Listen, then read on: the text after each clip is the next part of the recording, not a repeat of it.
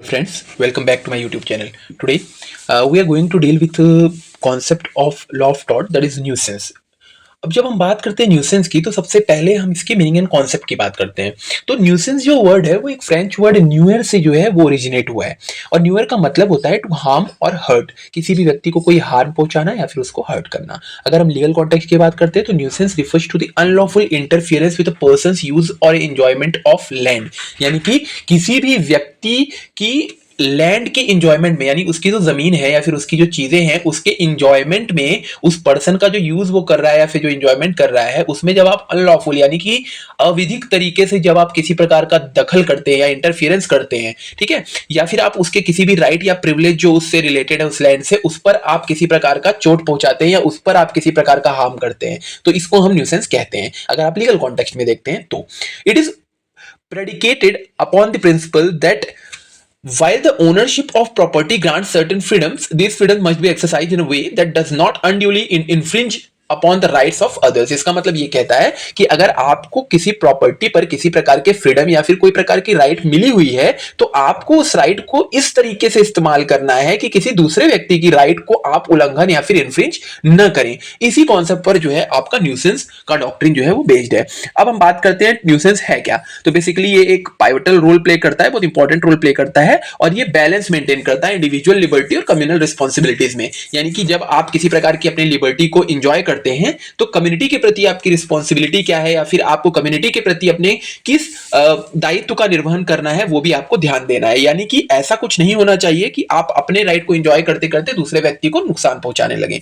अब हम अगर इसकी डेफिनेशन की बात करते हैं तो डेफिनेशन जब हम देखते हैं तो स्टीफन की एक डेफिनेशन हमने यहां पर स्लाइड में रखी हुई है। वो कहती है कि nuisance is anything done to the hurt, annoyance और damage of the lands, tenements और हेरिडिटमेंट्स ऑफ एनदर। इसका मतलब यह है कि न्यूसेंस जो है किसी भी प्रकार का कोई हर्ट करना, अनॉयंस करना, अनॉयंस मतलब किसी व्यक्ति को परेशान करना या फिर डैमेज करना, किसी व्यक्ति को क्षति पहुंचाना यानी उसके लैंड को या फिर उसकी जो किराए से लिए हुए जमीन या फिर किसी प्रकार का उसका किराएदारी के संबंधित अगर उसके पास कोई लैंड है वो, या फिर कोई हेरिडिटरी तौर पर उसको मिला हुआ है और उस पर आप किसी प्रकार का ऐसा दखल करते हैं तो वो सारी चीजें न्यूसेंस यहां पर कहला रही हैं। तो ये हमने डेफिनेशन देख ली। Then Now we will come to the classification of nuisance. तो broadly अगर हम देखें तो there are two types of nuisance. The first one is public nuisance and the second one is private nuisance. Public nuisance जो होता है इसको आप general nuisance भी कहते हैं। तो public nuisance की जब हम बात करते हैं तो यानी कि इसका मतलब होता है लोक nuisance, यानी कि पब्लिक को जब आप किसी प्रकार का कोई परेशानी पहुंचाते हैं तो वो public nuisance है। इसको आप अगर देखा जाए तो BNS में भी इसके बारे में हमारी चर्चा हो चुकी है। जब हम IPC में पढ़ते थे वहां पर भी था, बाद में जब BNS बना, IPC जो है रिप्लेस हुआ, तो वहां भी सेक्शन नंबर 270 ऑफ BNS में पब्लिक न्यूसेंस को बताया हुआ है। वहां पर पब्लिक न्यूसेंस की डेफिनेशन हमें दी हुई है, बट प्राइवेट न्यूसेंस की डेफिनेशन आपको कहीं पर नहीं दी हुई है, वो आप टॉट में यहां पर पढ़ रहे हैं। तो सबसे पहले हम डील करते हैं पब्लिक न्यूसेंस को। तो पब्लिक न्यूसेंस क्या है? तो it is an act that affects the public or a section of the community. The injury must be common to the public at large, such as obstruction of a public way or pollution of a river. इसका मतलब यह है कि जब आप कोई ऐसा act करते हैं जिससे कि पब्लिक या फिर कम्युनिटी के एक सेक्शन यानी कि मोर देन वन पर्सन, यानी कि 5-10 लोग, 15 लोग, 20 लोग इन्वॉल्व है या फिर पब्लिक इन्वॉल्व है, तो ऐसे केस में आपके द्वारा किया गया न्यूसेंस पब्लिक न्यूसेंस कहलाता है। इंजरी जो आप करते हैं वो कॉमन होनी चाहिए पब्लिक को और एट लार्ज होनी चाहिए, मतलब काफी लोगों को उससे नुकसान पहुंच रहा हो, काफी लोगों को उससे प्रॉब्लम्स क्रिएट हो रही हो। जैसे कि अगर आप किसी पब्लिक वे में, पब्लिक के एक रास्ते में अगर आप किसी प्रकार का कोई ऑब्स्ट्रक्शन या पत्थर रख देते हैं कि लोगों को अब रास्ते से जाने में बड़ी तकलीफ का सामना करना पड़ रहा है, या फिर आप रिवर जो पब्लिक के लिए बह रही है उस रिवर में आप पॉल्यूशन कर रहे हैं, अब उसका पानी यूज नहीं कर पा रहा है कोई, इस तरीके की चीजें पब्लिक एट लार्ज को जो इफेक्ट करती है, इसीलिए ये पब्लिक न्यूसेंस की कैटेगरी में आती है। एग्जांपल्स हमने आपको बता ही दिए, पब्लिक रोड को ब्लॉक करना, या फिर आप किसी भी ड्रेन यानी कोई नाली है उसको आप ओपन कर देते हैं जिससे कि फाउल स्मेल आती है, पूरे मोहल्ले में फैल जाती है, पूरे कॉलोनी में फैल जाती है। या फिर तीसरा एक और एग्जांपल हमने यहाँ लिखा, illegal liquor shop in residential areas. Residential areas में लिकर शॉप्स आप खोल रहे हैं जो कि इलीगल है, लीगलाइज होगी अगर एक्साइज एक्ट के तहत अगर बनी हुई होगी, एक्साइज नियम के अकॉर्डिंग बनी हुई होगी अगर आपके स्टेट के, तो अलग बात होती है। बट अगर आप इलीगल तरीके से खोलते हैं तो ऐसे कंडीशन में ये भी न्यूसेंस कहलाएगा रेसिडेंशियल एरियाज में, ठीक है। और जैसा हमने पहले जिक्र किया था कि पब्लिक न्यूसेंस को सेक्शन नंबर 270 ऑफ भारतीय न्याय संहिता में आपको डिफाइन किया हुआ है। और साथ में अगर हम बात करते हैं तो सेक्शन नंबर 91 जो सीपीसी का है वो आपको पब्लिक न्यूसेंस के खिलाफ सूट फाइल करने का जो है लिबर्टी देता है। तो हमने यहाँ बीएनएस यानी क्रिमिनल लॉ को भी देख लिया, 270 में दिया हुआ सेक्शन पब्लिक न्यूसेंस के बारे में। और जब हम बात करते हैं सिविल प्रोसीजर कोड यानी कि जो कि एक सिविल कानून है, उसमें भी सेक्शन 91 में आप सिविल सूट भी फाइल कर सकते हैं पब्लिक न्यूसेंस के खिलाफ। अब आते हैं हम सेकंड पॉइंट में, दैट इज प्राइवेट न्यूसेंस। अब प्राइवेट न्यूसेंस क्या है? तो it refers to an unlawful interference with a person's use और एंजॉयमेंट ऑफ प्राइवेट लैंड। जब किसी व्यक्ति के प्राइवेट लैंड के एंजॉयमेंट या फिर यूज पे आप किसी प्रकार का अनलॉफुल इंटरफियरेंस करते हैं, गैर विधिक तरीके से दखल देते हैं, जो कि विधिपूर्ण तरीके से नहीं है। यानी अगर आप विधिक तौर पे करते हैं, यानी आप एक पब्लिक अथॉरिटी है और आप किसी कानूनन अथॉरिटी के चलते उसके लैंड पर जाकर करते हैं ये, तो फिर वो न्यूसेंस नहीं कहलाएगा। बट अगर आप अनलॉफुल इंटरफियरेंस करते हैं, यानी आपको कानूनी तौर पर उसके लिए हक नहीं दिया गया है कि आप जाएं और उसको परेशान करें, और आप ऐसा करते हैं, उसके एंजॉयमेंट में या यूज में आप जो है दखल देते हैं, तो ये प्राइवेट न्यूसेंस की कैटेगरी में आता है। और ये हमेशा किसी एक प्लेंटिफ के खिलाफ होना चाहिए। ये कम्युनिटी एट लार्ज या फिर पब्लिक एट लार्ज की बात नहीं करता, ये किसी एक पर्सन के खिलाफ होना चाहिए। उसके लैंड, हाउस या फिर ऑक्यूपेशन पे अगर कोई आप जाकर के दखल करते हैं तो प्राइवेट न्यूसेंस कहलाता है। जैसे कि एग्जांपल, अगर आपके घर के आसपास किसी प्रकार की फैक्ट्री स्टेब्लिश होती है और वहां से बहुत ज्यादा नॉइस या फिर बहुत ज्यादा आवाज आती है आपके घर पर, जिससे आपको परेशानी हो रही है प्राइवेट पर्सन को, तो वो एक एग्जांपल प्राइवेट न्यूसेंस का है। जैसे आपके घर पे कोई भी बाजू वाले व्यक्ति या नेबर की ट्री से एक ब्रांच लटक करके आपके घर पे आके जो है लटक रही है वो ब्रांच, तो ये एक आपका प्राइवेट न्यूसेंस हो गया। तीसरा, water leakage damaging an adjacent property, यानी आपके घर के जस्ट बाजू में अगर कोई घर है और वहां से वाटर लीक हो रहा है और आपके घर में आ रहा है और आपके यहाँ भी सीपेज हो रहा है, इस तरीके की चीजें हैं, तो ये प्राइवेट न्यूसेंस की कैटेगरी में आता है। अब हम बात करते हैं, द नेक्स्ट वन इज, तीसरी चीज हम जब देखते हैं तो वो एसेंशियल्स ऑफ प्राइवेट न्यूसेंस की बात करते हैं। तो एसेंशियल्स ऑफ प्राइवेट न्यूसेंस जब आप देखते हैं तो इसमें तीन मेजरली एसेंशियल्स हमने देखे हुए हैं, यानी कि आवश्यक तत्व। प्राइवेट न्यूसेंस के तीन आवश्यक तत्व की हम बात करते हैं। तो पहला जब हम देखते हैं, that is unlawful interference which we already discussed. Second one is actual damage, यानी कि वास्तविक नुकसान या क्षति उसको हुई हो। तीसरा है इंटरफियरेंस विद यूज और एंजॉयमेंट ऑफ लैंड, यानी कि आपके उपभोग या फिर आपके एंजॉयमेंट, आपका जो लैंड है उसका एंजॉयमेंट या यूज करने में किसी व्यक्ति ने दखल दिया हो। तो ये तीन प्रकार की जो चीजें हैं ये मिलकर के जो है प्राइवेट न्यूसेंस को फॉर्म करती हैं। अनलॉफुल इंटरफियरेंस क्या होगा? पहला पॉइंट तो वो कहता है कि एक रॉन्गफुल एक्ट, यानी कि आपका दोषपूर्ण कार्य होना चाहिए, और ये एक्ट जो है वो गलत, यानी कि एक रॉन्गफुल एक्ट होना चाहिए जब वो अपनी नेचुरल और रीजनेबल यूज, किसी की प्रॉपर्टी है उसके नेचुरल और रीजनेबल यूज करने से उसको आप रोक रहे हो, या फिर आप ऐसी कोई चीज कर रहे हो जिससे वो ढंग से अपनी चीजों को एंजॉय नहीं कर पाएगा अब, ठीक है, या फिर वो व्यक्ति क्या कर रहा है, नेचुरल या रीजनेबल यूज अपनी प्रॉपर्टी का नहीं कर पा रहा है। तो ऐसा अगर आप एक्ट उसके साथ कर रहे हो जिसके लिए आप लॉफुल तरीके से आपको रिस्पॉन्सिबल या फिर रिस्पॉन्सिबिलिटी नहीं दी गई है, तो ऐसे कंडीशन में अनलॉफुल इंटरफेरेंस कहलाएगा। एग्जांपल के तौर पे, running a generator that creates unbearable noise through out the night, यानी अगर आप कहीं पर जनरेटर लगा देते हैं रात को, मेरे घर के पास अगर आप जनरेटर लगा देते हैं और वो रात भर बड़ी तेज आवाज कर रहा है वो जनरेटर और मुझे प्रॉब्लम हो रही है, तो ये एक अनलॉफुल इंटरफेरेंस कहलाएगा। दूसरा हो जाता है एक्चुअल डैमेज, यानी उनको जो डैमेज हुआ है वो एक्चुअल होना चाहिए, सब्सटेंशियल और टेंजिबल हार्म होना चाहिए, मतलब कि जो दिखता हो, जो समझ में आ रहा हो कि हार्म हुआ है, चाहे उनके कंफर्ट को हो रहा हो, चाहे हेल्थ को हो रहा हो या प्रॉपर्टी को हो रहा हो। एग्जांपल इसमें है smoke and ash from a brick kiln entering a house and damaging goods or health, यानी कि जब स्मोक या ऐश जो होता है, यानी धुआं वगैरह अगर किसी ब्रिक की, यानी कि ईंटे भट्टी से अगर निकल करके आ रहा है और आपके घर पे आ रहा है और आपके गुड्स या फिर आपके हेल्थ को जो है वो डैमेज पहुंचा रहा है, तो ये एक एक्चुअल डैमेज का पार्ट हो गया।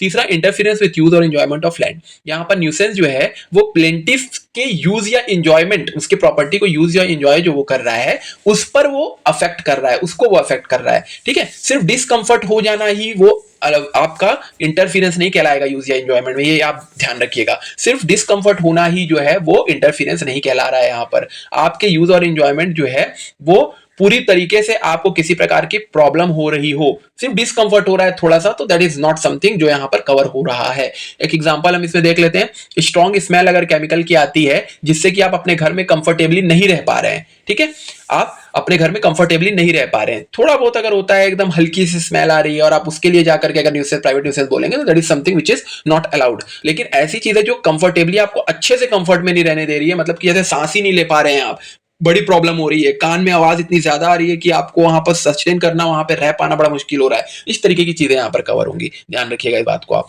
ठीक है। अब हम आते हैं नेक्स्ट पॉइंट पे, इलस्ट्रेशन। कुछ इलस्ट्रेशन देख लेते हैं, जैसे कि हमने यहाँ पर 3 इलस्ट्रेशन जो है दिए हुए हैं। तो पहला हम देखते हैं कि ए डंप्स गार्बेज आउटसाइड बीज हाउस एवरीडे। ए नाम का व्यक्ति है जो बी के घर के बाहर जो है रोज कचरे फेंक देता है। ठीक है, अब स्मेल जो है इसकी इंटॉलरेबल हो गई है, वो असहनीय हो गई है, उसकी जो बदबू है वो असहनीय हो गई है। तो यहाँ पर अब क्या हो रहा है कि बी वो अपने गार्डन में बैठ ही नहीं पा रहा है, तो ये एक प्राइवेट न्यूसेंस का प्रकार हो गया। दूसरे इलस्ट्रेशन में हमने देखा है कि एक्स जो है वो लाउड स्पीकर जो है वो मिडनाइट फॉर अ वीक, यानी कि एक हफ्ते भर के लिए मिडनाइट यानी रात को वो क्या करता है, लाउड स्पीकर बजाता है, जिससे कि नेबरहुड यानी कि आसपास के जो पड़ोस में लोग क्या करते हैं, वो सो नहीं पाते हैं अच्छे तरीके से रात भर। तो ये सारी चीजें क्या हो रही है, ये भी एक प्राइवेट न्यूसेंस का प्रकार हुआ क्या? नहीं हुआ। क्यों नहीं हुआ? क्योंकि यहाँ पब्लिक को प्रॉब्लम हो रही है। ठीक है, तो पब्लिक चूंकि ये नेबरहुड की बात कर रहा है ना, आसपास के काफी लोगों को प्रॉब्लम हो रही है उस एरिया में अगर लाउड स्पीकर बज रहा है तो इसलिए ये एक पब्लिक न्यूसेंस का प्रकार हुआ। ठीक, यहाँ पर जो रेसिडेंट हैं जो उससे अफेक्ट हो रहे हैं वो यहाँ पर कंप्लेंट फाइल कर सकते हैं। अब तीसरे इलस्ट्रेशन में कह रहा है कि वाई की फैक्ट्री जो है उसमें से एक टॉक्सिक स्मोक निकलता है, जो कि जहरीला धुआं कह सकते हो आप, वो निकलता है वाई नाम के व्यक्ति की फैक्ट्री से। ठीक है, जिससे कि ए नाम के व्यक्ति के क्रॉप्स जो हैं, जो कि उस फैक्ट्री के जस्ट बाजू में उसकी फील्ड है ए नाम के व्यक्ति की, उसके क्रॉप्स जो है वो डैमेज हो रहे हैं। तो ये क्या हुआ, ये भी एक प्राइवेट न्यूसेंस हुआ, क्योंकि ए नाम के व्यक्ति जो है उसी का केवल क्रॉप डैमेज हो रहा है, सभी का नहीं हो रहा है। तो ये क्या हुआ, ये एक प्राइवेट न्यूसेंस का प्रकार हो गया। तो यहां पर हमने अभी इलस्ट्रेशन समझ लिए। अब जो नेक्स्ट पॉइंट है that is defences in nuisance. अब आप डिफेंस की बात करते हैं, तो डिफेंस का मतलब होता है प्रतिरक्षा। यानी जब आप न्यूसेंस का केस कोई व्यक्ति आपके खिलाफ दायर कर देता है एंड अब आपको कोर्ट में प्रस्तुत होना है उनके समक्ष और ये बताना है कि भाई हमने ये जो किया है वो क्यों किया है और हम कैसे इससे लायबिलिटी हमारे ऊपर नहीं आती और हम कैसे बच सकते हैं। तो 3 प्रकार का यहां पर मेजरली पहले हम डील करते हैं। The first one is prescriptive right. Prescriptive right का मतलब ये होता है कि जब आप किसी भी जमीन पर अगर आप कोई ईजमेंट राइट यानी कि कोई सुखाचार, यानी कि मान लीजिए आपके जमीन में जाने के लिए किसी दूसरे व्यक्ति की जमीन से एक रोड निकली हुई है, जिस रोड का इस्तेमाल आप लगभग 20 साल से कर रहे हैं, 20 साल कम से कम, और अगर वो सरकारी जमीन है तो उसमें 30 साल की अवधि होना आवश्यक है। लेकिन अगर आप प्राइवेट की बात करते हैं तो उसमें 20 साल कम से कम कंटिन्यूअसली आप उस चीज को यूज करते आए हो, तो आपका वहां पर एक प्रेस्क्रिप्टिव राइट जो है इस्टेब्लिश हो जाता है, जिसको आप ईजमेंट भी कह सकते हैं। ठीक है, सुखाचार किसी जमीन के अच्छे उपभोग के लिए, सही तरीके से उपभोग के लिए, जब दूसरे व्यक्ति की जमीन पर आप किसी प्रकार के अधिकार या फिर किसी प्रकार के राइट का इस्तेमाल करते हैं तो उसको आप प्रेस्क्रिप्टिव राइट कह रहे हैं। दूसरा आ जाता है स्टैट्यूटरी अथॉरिटी, यानी जो कार्य सामने वाला व्यक्ति कर रहा है वो किसी भी कानूनी तौर पर प्राधिकार मिले हुए होने के कारण कर रहा है। जैसे कि मान लीजिए अगर मैं किसी व्यक्ति के लैंड पर किसी प्रकार का सर्च वारंट लेकर के घुसूं और सर्च करूं और आप ये कहें कि आप मेरे लैंड पर कैसे घुस गए, आपको सर्च करने का अधिकार नहीं है, लेकिन मेरे पास वो वारंट है, तो मैं एक ऐसा व्यक्ति हूं जिसके पास स्टैट्यूटरी अथॉरिटी है, यानी कानूनी तौर पर मुझे प्राधिकार या अधिकार मिला हुआ है वो कार्य करने का। तो ऐसे कंडीशन में मैं वो डिफेंस क्लेम कर पाऊंगा। ठीक, ये हो गया। इसी से रिलेटेड एक केस है Allen versus Gulf Oil Refining Limited. इस केस में क्या हुआ था, कंपनी के पास जो है वो स्टैट्यूटरी अथॉरिटी थी ऑपरेट करने का, यानी कि वो कंपनी चलाई जा सकती थी, इस बात का जो है उसके पास कानूनी तौर पर अधिकार था, इसीलिए उनको न्यूसेंस के लिए लायबल नहीं ठहराया गया जब उनके ऊपर केस किया गया। तो तीसरा जो एक पॉइंट है that is act of God या फिर स्ट्रेंजर, यानी अगर किसी भी तौर पर ईश्वरीय कार्य यानी कि गॉड यानी कि एक नेचुरल कैलेमिटी है या नेचुरल तरीके से अनफोर्सिएबल इवेंट है वो हो जाता है, तो ऐसे कंडीशन में चूंकि एक्ट ऑफ गॉड है तो वहां पर किसी व्यक्ति को रिस्पॉन्सिबल नहीं ठहराया जा सकता। वैसे ही एक एक्ट ऑफ स्ट्रेंजर अगर है वो, यानी किसी तीसरे व्यक्ति ने, पर व्यक्ति ने वो कार्य किया है, यानी कि जिसके ऊपर आप इल्जाम लगाए उसने किया ही नहीं है, किया किसी और व्यक्ति ने, तो ऐसे कंडीशन में भी वो व्यक्ति के ऊपर आप केस नहीं कर पाएंगे ऑब्वियसली, तो वो व्यक्ति अपने लायबिलिटी से मुक्त हो सकता है। फिर हम बात करते हैं अब नेक्स्ट पॉइंट रेमेडीज की। अब रेमेडीज क्या मिलेंगी, यानी कोई व्यक्ति अगर न्यूसेंस का केस फाइल करता है तो what remedies will he get, कौन सी रेमेडीज उसको मिलेंगी। ठीक है, तो ये अब हम देखते हैं। तो पहली जो रेमेडी है वो है इंजंक्शन, जिसको आप व्यादेश भी कहते हैं। ये एक प्रिवेंटिव रेमेडी होती है, यानी कि बचाव के लिए यूज होती है। जैसे कोर्ट जो होते हैं वो डिफेंडेंट को रिस्ट्रेन यानी कि रोक देते हैं कि वो न्यूसेंस करने से अब रुक जाए, यानी रोक दे। यानी मान लीजिए कोई व्यक्ति जो है लगातार आपके घर के सामने कचरा फेंक रहा है और वो मान भी नहीं रहा है, तो आप कोर्ट में जाएंगे, इंजंक्शन के लिए क्लेम करेंगे और कोर्ट जो है वो एक इंजंक्शन देगा और बोलेगा कि अब आप इस तरीके के कचरे फेंकने से जो है रोक लगाइए और अब इस तरीके का कचरा आप नहीं फेंकेंगे। मतलब उसको बेसिकली रिस्ट्रेन कर दिया गया डिफेंडेंट को कि तुम ये कार्य अब नहीं करोगे, कोर्ट लगाती है, इंजंक्शन इशू करती है बेसिकली। दूसरा आता है डैमेजेस। डैमेजेस का मतलब यहां पर होता है क्षतिपूर्ति। जब आप डैमेज की बात करते हैं, जब उसमें एस नहीं लगा होता, डैमेज का मतलब क्षति होता है और डैमेजेस मतलब क्षतिपूर्ति होता है, यानी कि जब क्षति होती है तो उसके एवज में जो अमाउंट या फिर कंपेंसेशन दिया जाता है वो डैमेजेस कहलाता है। ठीक है, क्षतिपूर्ति। तो यहां पर कह रहा है monetary compensation for past harm caused by the nuisance. जब आपके द्वारा किए गए किसी एक्ट के कारण किसी दूसरे व्यक्ति को हार्म होता है या किसी प्रकार की क्षति होती है तो उसको मॉनेटरी कंपेंसेशन दे करके यानी कि धन संबंधी प्रतिकर दे करके उसके प्रीवियसली जो किए गए उसका नुकसान है उसकी भरपाई की जाती है, उसको डैमेजेस कहते हैं। Third one is abatement. Abatement of nuisance का मतलब है कि अबेटमेंट का बेसिकली मतलब होता है किसी चीज को करने से मना करना, अबेटमेंट। तो यहां पर कह रहा है the plaintiff may take reasonable steps to remove the nuisance himself but must do so without causing injury और ट्रेसपास। यहां पर प्लेंटिफ जो है वो रीजनेबल स्टेप्स लेगा, युक्तायुक्त तरीके से क्या करेगा, वो कुछ अपने स्टेप्स लेगा जिससे कि वो उस न्यूसेंस को क्या करेगा, रिमूव करेगा, खुद से ही रिमूव कर देगा। ठीक है, लेकिन किसी दूसरे व्यक्ति को उससे इंजरी या फिर ट्रेसपास नहीं होना चाहिए। तो ये आपके रेमेडीज हो गई, 3 रेमेडीज जो हमने अभी डिस्कस की। अब कुछ लैंडमार्क केसेस भी हम इसमें देख लेते हैं जो थोड़े इंपॉर्टेंट हो जाते हैं। The first one is Sturges versus Bridgman. ये एक केस है 1879 का। इस केस के फैक्ट की जब हम बात करते हैं तो इसमें a doctor built a consulting room near a confectioners kitchen. एक कन्फेक्शनर था, उसके किचन के बाजू में ही डॉक्टर ने एक कंसल्टिंग रूम बना लिया, बेसिकली अपनी क्लिनिक बना ली या फिर डिस्पेंसरी बना ली, जो भी। और यहां पर क्या हुआ कि उस कन्फेक्शनर किचन, जो कन्फेक्शनर का जो किचन था, वहां जो मशीन लगी हुई थी उससे डॉक्टर को डिस्टर्बेंस होने लगा। तो यहां पर उस डॉक्टर ने जो है केस कर दिया और बोला कि इस तरीके की कन्फेक्शनरी की जो चल रही है या फिर उसकी जो मशीन चल रही है उससे मेरे पेशेंट्स को या फिर मुझे जो है कंसल्ट करने में बड़ा प्रॉब्लम होती है, कंसल्टेशन देने में या फिर उनको पेशेंट को देखने में बड़ी प्रॉब्लम हो रही थी। तो उन्होंने केस कर दिया। फिर यहां पर कोर्ट ने ये कहा कि दो the machinery was in use for years, चूंकि वो मशीनरी जो वहां यूज हो रही थी कन्फेक्शनर के किचन में वो सालों से होती चली आ रही थी और nuisance started when it began interfering with the doctors activities, तो कन्फेक्शनर को यहां पर लायबल ठहराया। यानी कि भले ही मशीनरी जो है वो सालों से वहां यूज हो रही थी लेकिन न्यूसेंस जो है वो इंटरफियरेंस क्रिएट कर रहा था डॉक्टर के एक्टिविटी में, यानी डॉक्टर पेशेंट देख रहा था उसको इंटरफियरेंस क्रिएट कर रहा था, उसको प्रॉब्लम क्रिएट कर रहा था, इसलिए कन्फेक्शनर को यहां पर लायबल ठहरा दिया गया। दूसरा केस देखें तो उसमें लिखा है हेल्सी वर्सेस एसो पेट्रोलियम कंपनी लिमिटेड। ये केस 1961 का है। इस केस में फैक्ट्री जो थी उन्होंने नॉक्सियस फ्यूम्स एमिट किए और ऑयली स्मट्स भी उन्होंने एमिट किए जिससे कि नियर बाय रेसिडेंट्स को प्रॉब्लम होने लगी, यानी आसपास रहने वाले जो लोग थे उनको उस फैक्ट्री से निकलने वाले नॉक्सियस फ्यूम यानी कि जहरीली जो धुआं था या फिर जो ऑयली स्मट था यानी कि जो कीचड़ की तरह होता है, जो ऑयल के कीचड़ की तरह बेसिकली आप कह सकते हैं वो होता है, उससे आसपास के जो रेसिडेंट्स उनको बड़ी प्रॉब्लम हो रही थी। तो इसमें जब केस हुआ तो कोर्ट ने ये कहा कि फैक्ट्री जो है वो लायबल ठहराई जा सकती है क्योंकि उन्होंने इस तरीके की चीजें जो है की हैं जिससे कि पब्लिक को बड़ा प्रॉब्लम हो रही। पब्लिक बेसिकली इसमें एक व्यक्ति ने चूंकि किया था केस हेल्सी नाम के व्यक्ति ने, तो उस हेल्सी नाम के व्यक्ति को प्राइवेट न्यूसेंस कहते हुए उसको जो है उसकी जो पिटीशन है उसको एक्सेप्ट कर लिया गया और ये बोला गया कि हाँ फैक्ट्री जो है वो लायबल तो है प्राइवेट न्यूसेंस के लिए। फिर तीसरा जो केस है वो है Tata T limited versus state of Kerala. ये 1984 का केस है। इस केस में क्या हुआ था, इंडस्ट्रियल पोल्यूशन हो रहा था जिससे कि हेल्थ और एग्रीकल्चर को बड़ी प्रॉब्लम हो रही थी। तो इस केस में ये बोला गया कि एक पब्लिक न्यूसेंस है और गवर्नमेंट जो है इसमें इंटरवीन कर सकती है, तो ये इस केस में कहा गया। और भी 2 केसेस हम देख लेते हैं। That is government of Andhra Pradesh versus MT Khan. ये केस 2004 का है। इसमें ड्रेन्स जो है वो ओवरफ्लो हो रही थी एक रेसिडेंशियल कॉलोनी के आसपास जिससे कि अनहाइजीनिक कंडीशंस जो है अपने आप फॉर्म हो रही थी, यानी कि एक नाला या नाली कह सकते हैं वो था, वो ओवरफ्लो हो गई थी जिससे कि आसपास के लोगों की जो रेसिडेंशियल कॉलोनी जो थी वहां के लोगों को क्या है एक अनहाइजीनिक कंडीशन का सामना करना पड़ रहा था, गंदगी देखने को मिल रही थी, अनहाइजीनिक हो गई थी चीजें। तो यहाँ पर भी कोर्ट ने ये हेल्ड किया कि गवर्नमेंट जो है वो रिस्पॉन्सिबल है इस प्रकार के पब्लिक न्यूसेंस को अबेट करने के लिए, क्योंकि नगर निगम वगैरह होती है, म्युनिसिपल कॉर्पोरेशन का काम है कि नालियां जो है उस तरीके की न हो कि लोगों को प्रॉब्लम्स होने लगे। तो इस तरीके की चीजें गवर्नमेंट को इंटरवीन करना चाहिए और वही रिस्पॉन्सिबल है, ये बोला कोर्ट ने। फिर हम आते हैं एक और case, that is municipal council of Ratlam versus Vardichand. ये 1980 का केस है, municipal council of Ratlam versus Vardichand का केस। तो इस केस में एक लैंडमार्क पीआईएल थी ये बेसिकली, जहां सुप्रीम कोर्ट ने ये बोला कि म्युनिसिपैलिटी जो है वो न्यूसेंस को अबेट यानी कि खत्म करने या रोकने के लिए लायबल होती है अगर किसी भी प्रकार का ओपन ड्रेन यानी कि खुली नालियां हैं या फिर किसी प्रकार से लोग जो है वो पब्लिक में यूरिन कर रहे हैं यानी कि पेशाब कर रहे हैं, इस तरीके की चीजें कर रहे हैं, तो इन सब चीजों के लिए रिस्पॉन्सिबल कौन ठहराया जा सकता है, म्युनिसिपैलिटी। सुप्रीम कोर्ट ने ये बोला, यानी कि जो नगर निगम आपकी है वो इसके लिए रिस्पॉन्सिबल ठहराई जाएगी। ठीक है, और यहां पर यह बोला गया कि पब्लिक अथॉरिटीज की ड्यूटी होती है आर्टिकल 21 के अंडर में, और ये एक कानून भी है कि पब्लिक न्यूसेंस को क्या किया जाए, प्रिवेंट किया जाए, रोका जाए।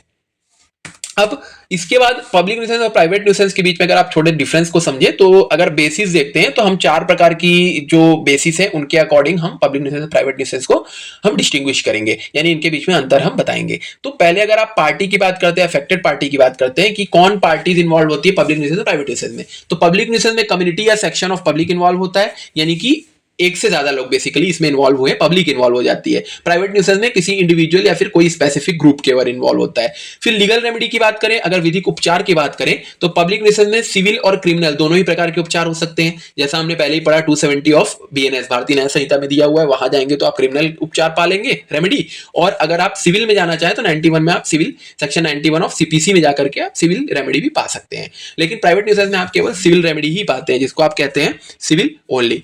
अब थर्ड एग्जांपल की अगर हम बात करें, थर्ड पॉइंट एग्जांपल के बेसिस पे अगर देखा जाए तो पब्लिक न्यूसेंस का अच्छा एग्जांपल है ऑब्स्ट्रक्शन ऑफ पब्लिक रोड, यानी पब्लिक रोड में आप किसी प्रकार का जो है रोक लगा देते हैं ताकि लोग जा ना पाए, तो ये एक पब्लिक न्यूसेंस का प्रकार हो गया। लेकिन प्राइवेट न्यूसेंस में जैसे आप किसी एक व्यक्ति के घर के बाहर आप कोई प्रकार का डिस्टर्बिंग नॉइस या फिर लाउड म्यूजिक बजा दे रहे हैं जिससे कि वो व्यक्ति को बड़ी तकलीफ हो रही है, उस घर को तकलीफ हो रही है, उस घर के लोगों को, तो वो एक प्राइवेट न्यूसेंस का प्रकार हो गया।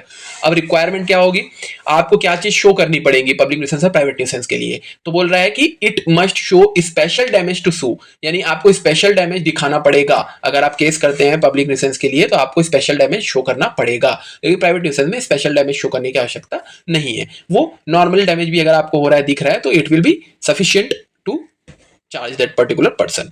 अब तो अगर आप बात करते हैं, अगर हम कंक्लूड करें इस पूरे न्यूसेंस टॉपिक को, अगर हम कंक्लूड करना चाहें तो आपको देखने को मिलेगा कि न्यूसेंस जो है वो क्रूशियल डॉट है, जिसका काम है क्या, बेसिकली इसका काम होता है कि ये इंडिविजुअल राइट्स को पब्लिक इंटरेस्ट के साथ जो है बैलेंस करके चले, यानी आप अपने इंडिविजुअल राइट्स को इस तरीके से इस्तेमाल ना करें जिससे कि सामने वाले व्यक्ति या फिर पब्लिक के हितों का के खिलाफ वो चीज चली जाए, यानी अपने अधिकारों को उस तरीके से इस्तेमाल करिए कि दूसरे व्यक्तियों के अधिकारों का हनन ना हो। Use your right in that way so that others will not be affected. इसका मतलब ये है your right ceases where my nose begins, यानी आपके अधिकार वहां पर खत्म हो जाते हैं जहां मेरी नाक प्रारंभ होती है, मतलब जहां मेरे ऊपर बात आने लगेगी वहां आपके अधिकारों पर रोक लगाई जा सकती है, यानी आपके किए गए कार्य से किसी दूसरे व्यक्ति को तकलीफ नहीं होनी चाहिए। और ये इंश्योर करता है कि पीपल जो है, यानी लोग जो है वो अपनी प्रॉपर्टी को इस तरीके से इस्तेमाल करें कि किसी दूसरे व्यक्ति को किसी प्रकार का हार्म ना होने पाए, उनको कोई प्रकार की परेशानी ना होने पाए। और इंडिया में अगर कोर्ट्स देखा जाए तो स्पेशली रतलाम वाले केस के बाद से उन्होंने जो है न्यूसेंस के स्कोप को इन्वायरमेंटल लॉ में, पब्लिक हेल्थ में और अर्बन गवर्नेंस, या तीनों ही चीजों में जो है स्कोप को एक्सपेंड किया, और ये बोला गया कि हाँ न्यूसेंस जो है इन सारी कैटेगरीज में भी हम अब यहाँ पर इंट्रोड्यूस करेंगे कि भाई ऐसी चीजें जो है इन सारी चीजों पर भी ना होने पाए। और ऐसे ही और इम्पोर्टेंट टॉपिक्स पर वीडियोस आते रहेंगे। आई होप आपको ये वीडियो अच्छी लगी हो, और साथ में अगर आपको इस वीडियो से रिलेटेड किसी भी प्रकार का कोई डाउट है तो आप कमेंट सेक्शन में पूछ सकते हैं। ऐसे ही और वीडियोस के लिए हमारे साथ बने रहें और हमारे चैनल को सब्सक्राइब करना और लाइक करना ना भूलें। Thank you so much.